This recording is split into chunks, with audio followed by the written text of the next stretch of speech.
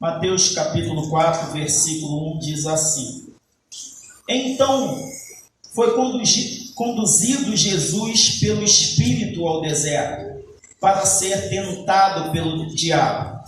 E tendo jejuado 40 dias e 40 noites, depois teve fome.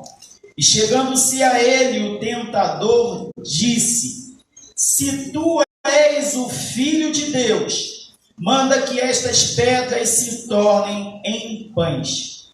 Ele, porém, respondendo, disse: Está escrito, nem só de pão viverá o homem, mas de toda a palavra que sai da boca de Deus.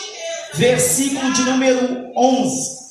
Então o diabo o deixou, e eis que chegaram os anjos e o serviram. Pode tomar assento, em nome do nosso Senhor Jesus.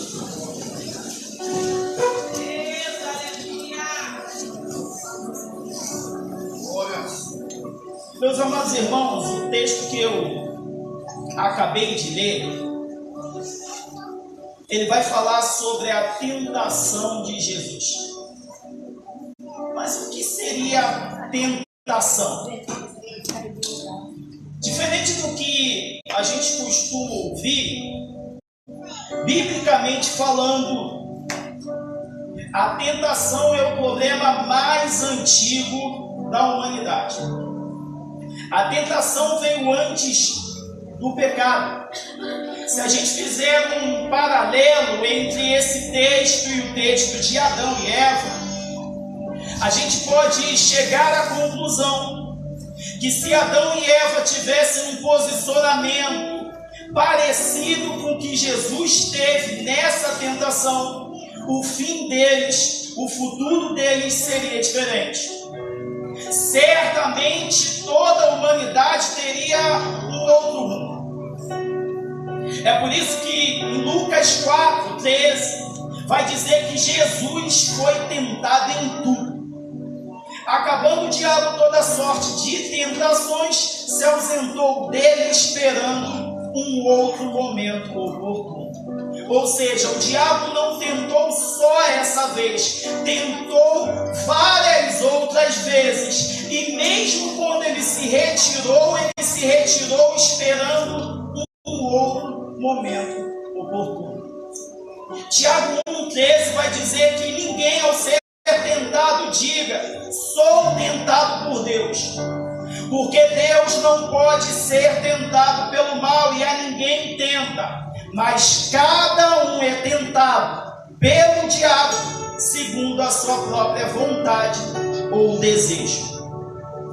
Então o que é tentação? Tentação é o diabo apresentar a você uma oportunidade de você satisfazer a sua vontade ou o seu desejo, sendo isso errado. Isso é tentação. E aí a gente, depois dessa breve introdução, a gente chega em Mateus capítulo 4. O texto vai dizer que Jesus jejuou 40 dias e 40 noites. E depois disso ele foi conduzido. Repita comigo: conduzido pelo Espírito Santo ao deserto. Mas o que é condução? O que é o ato do Espírito nos conduzir? O que é o ato do Espírito conduzir Jesus para uma determinada localidade ou situação? O processo de condução, ele é muito simples da gente entender, mas ele é difícil da gente aceitar ou suportar. Eu vou deixar mais claro para você. Dá essa mão, meu irmão.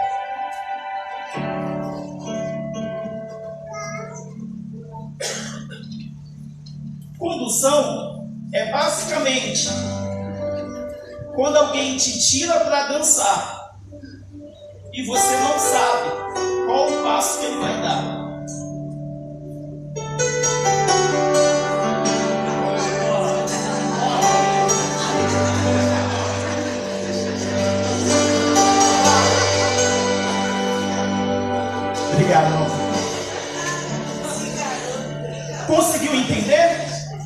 Eu falei que é simples de você entender, mas difícil de aceitar. Por que é difícil de aceitar? E aqui eu quero começar a pregar essa noite.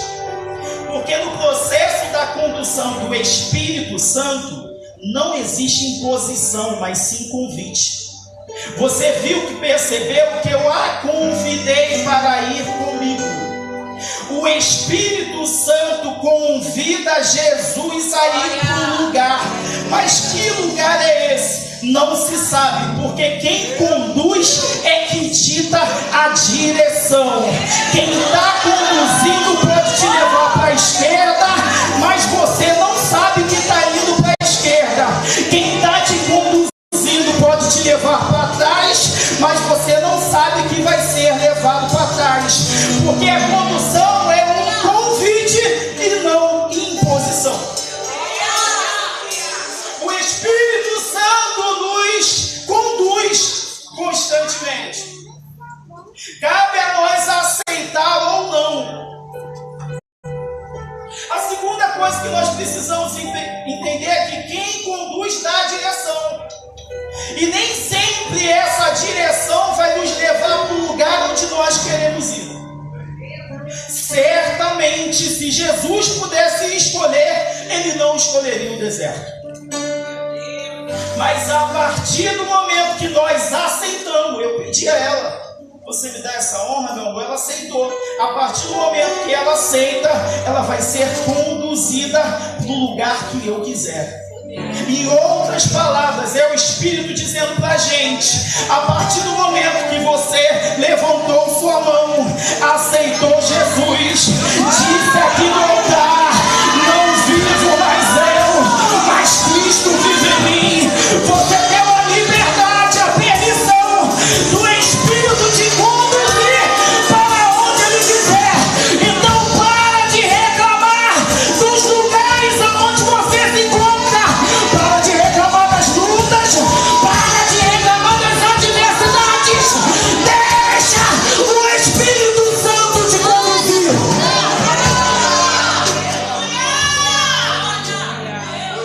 A terceira regra é que a condução não permite uma negociação. Eu não posso chegar e falar: mas Deus, me leva para cá. Aqui é bem melhor do que para onde o Senhor quer me levar. Não permite esse tipo de negociação. Quando Deus chama Abraão, Ele fala: ó, sai da tua terra, do meio da tua parentela, para um lugar que eu vou te mostrar. Que lugar é esse? Não interessa, Abraão. Eu tenho um lugar para te levar. Você aceita? Não existe negociação de para onde o Espírito vai te levar. Aceitou? Se joga nos braços do Espírito, porque a vontade dele é boa, agradável e perfeita para as nossas vidas. A quarta regra é que quem conduz está contigo. Não se trata de vá, se trata de vamos. Quem conduz está conduzindo e estando do seu lado. Talvez o Espírito Santo te levou para lugares que te causaram alguns traumas, algumas dores, alguns sofrimentos. Mas deixa eu te dizer algo essa noite: Ele não te jogou lá, Ele foi contigo. O mesmo que te conduz está do teu lado, não te desamparou. Então fique, porque o mesmo que te levou é aquele que vai te tirar.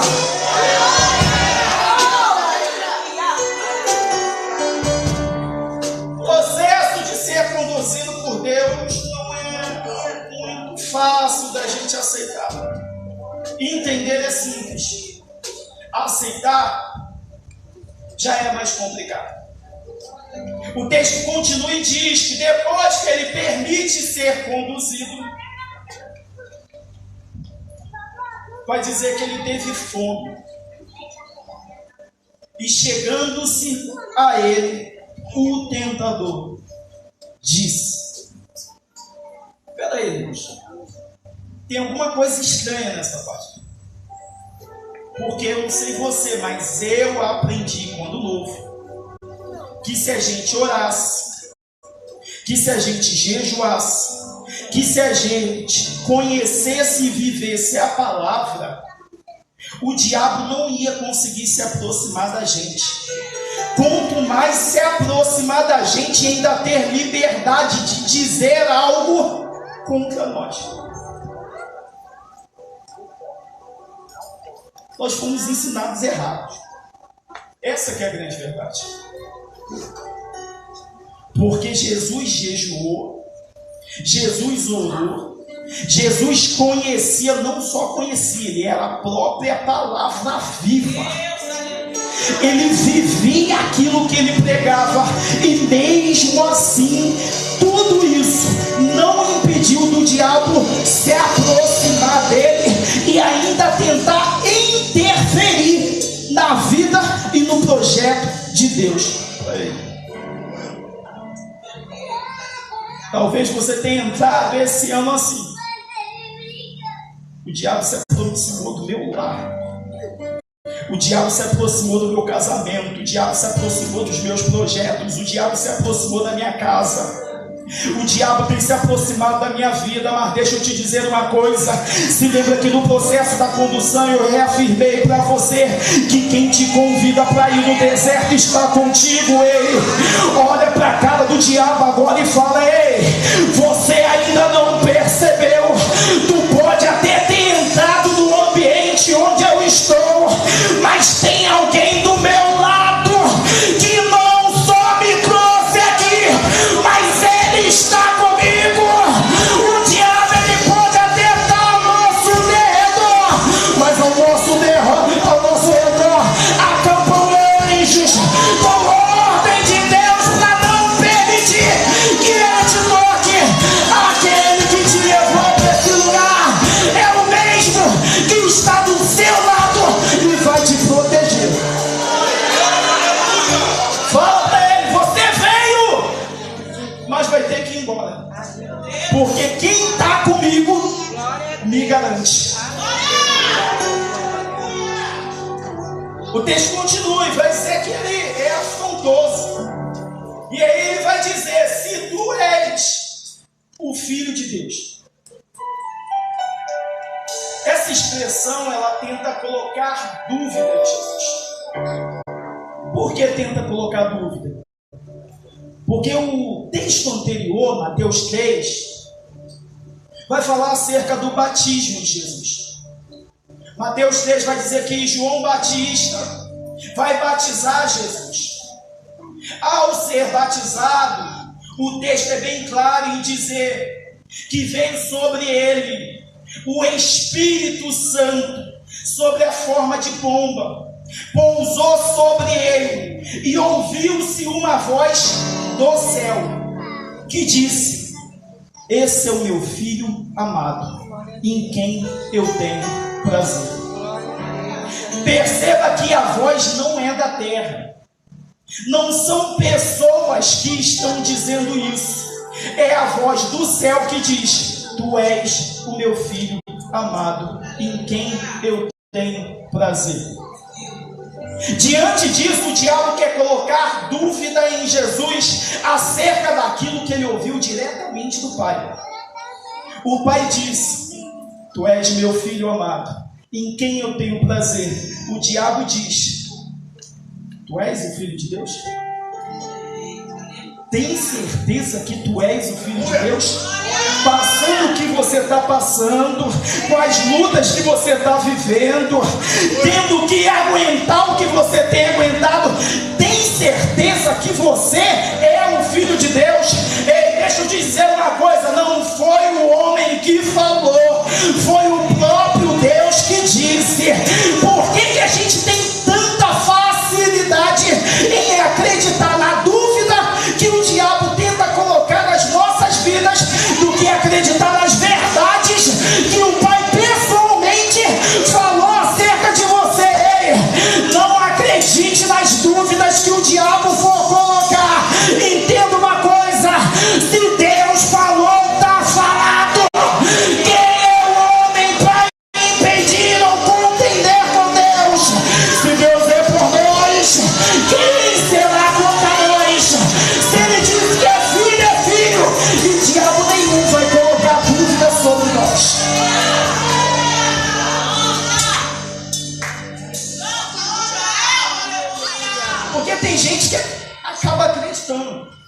E aí vem um alerta para a igreja, para todos nós. O diabo ele fala, mas ele precisa de bocas para usar. Cuidado com aquilo que você está falando para as pessoas. Que não sejamos nós instrumentos do diabo para colocar dúvida nos outros acerca do que Deus prometeu. Se alguém chegar para mim e falar, não, Deus disse. Se Deus falou, Deus falou. Ele vai fazer. Quem sou eu para colocar dúvida naquilo que o próprio Espírito falou acerca de você? E às vezes a pessoa acredita. É a grande verdade. Nós não deveríamos dar ouvido ao que as pessoas falam, mas damos. Não só damos, como isso nos atinge. De tal forma que se você não vigiar, você passa a acreditar naquilo que os outros falaram. Mesmo estando oposto àquilo que Deus falou. Aí, depois de colocar uma dúvida, o diabo vai apresentar o jeito fácil de saciar as necessidades de Jesus. O texto vai dizer que ele primeiro colocou a dúvida: se tu és o Filho de Deus, tem certeza? Ele falou, mas eu não sei direito. Você ouviu a voz, mas não é bem assim. Se tu és o Filho de Deus, se realmente isso é verdade, transforma essas pedras em pão. Isso aqui é muito perigoso, porque transformar pedra em pão tem a ver com o que eu falei no início. Você satisfazer a tua vontade de uma forma que é proibido pela palavra de Deus. O diabo é esperto, ele sabe das nossas necessidades. Ele sabe dos nossos sonhos, ele sabe dos nossos projetos. Ele sabe daquilo que mexe e que não mexe com a gente. E tudo que ele faz é apresentar um jeito fácil de você ter suprido as suas necessidades. Você quer isso? Eu te dou, mas desse jeito. Você quer isso? Eu faço, mas dessa forma. É por isso, irmãos, que algumas vitórias não têm gosto muito bom. Porque é pedra. Mas, irmão, tem aparência de pão, mas é pedra. Tem gosto de pão, mas é pedra. Tem até um cheiro de pão, mas é pedra.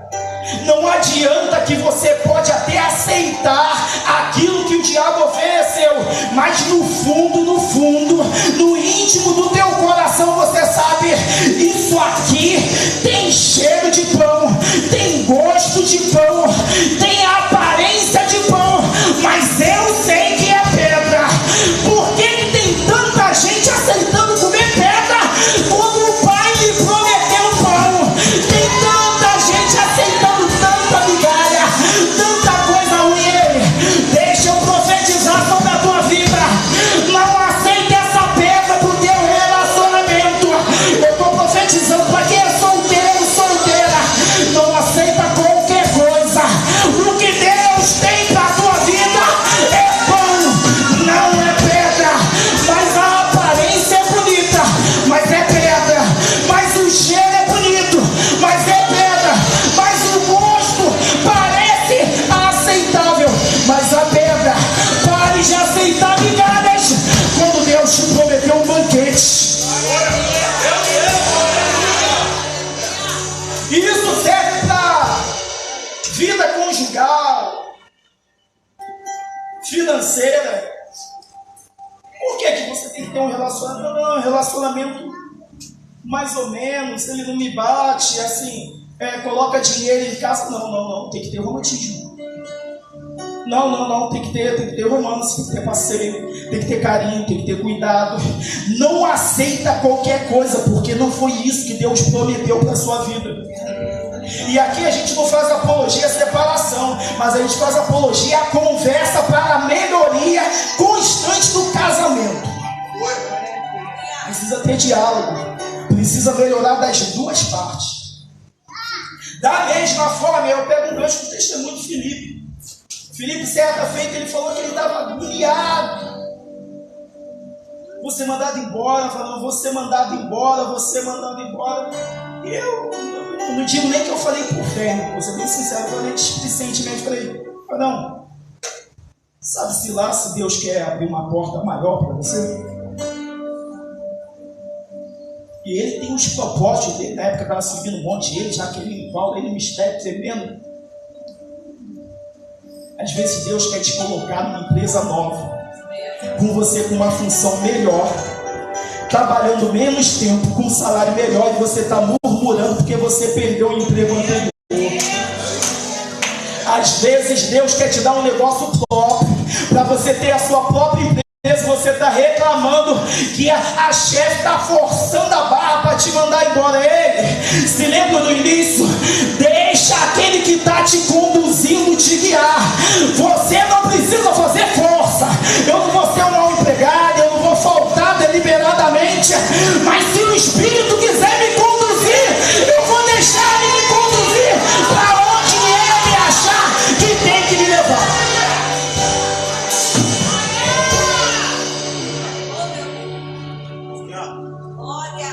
Aí a gente vai para o final, para o versículo 11. E esse versículo 11 é o que chama mais a minha atenção. O texto vai dizer assim: então o diabo se retirou dele. Você consegue pegar, só de eu falar essa frase? Então o diabo se retirou dele. Sabe o que Deus me mostra aqui? Não se trata do lugar. Não é o ambiente que Deus te levou, porque você foi conduzido pelo Espírito para aquele lugar. E pelo fato do diabo saber do projeto na sua vida, ele se aproximou desse ambiente e tornou um ambiente que já era complicado, mais difícil ainda. Mas não se trata do ambiente estar desfavorável ou ruim. Porque normalmente quando o ambiente está ruim ou desfavorável, o que a gente faz? Eu saio. Ei, você não prestou atenção no texto. Não é Jesus que vai sair do deserto, é o diabo que vai se retirar. Não é você que vai sair de casa, não é você que vai pedir divórcio, não é você que vai sair.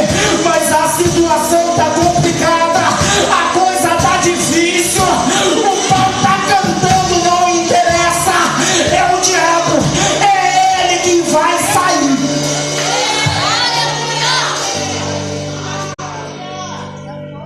Mas irmão, você fala isso porque você não sabe como é que está o ambiente que eu me encontro. Deus não está preocupado com o ambiente, porque foi Ele que te colocou lá. E até digo, você vai sair desse ambiente, mas só depois que você aproveitar o banquete nele. Então há um tempo determinado.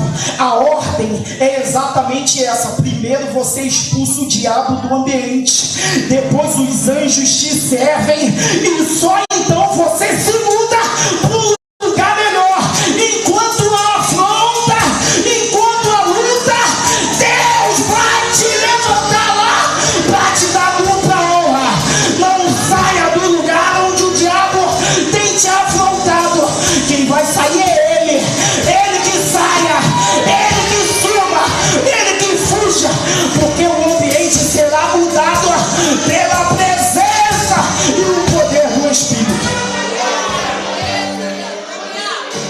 E a segunda parte, e eu já estou aqui encerrando, vai dizer assim, ó: e eis que chegaram os anjos e o serviram.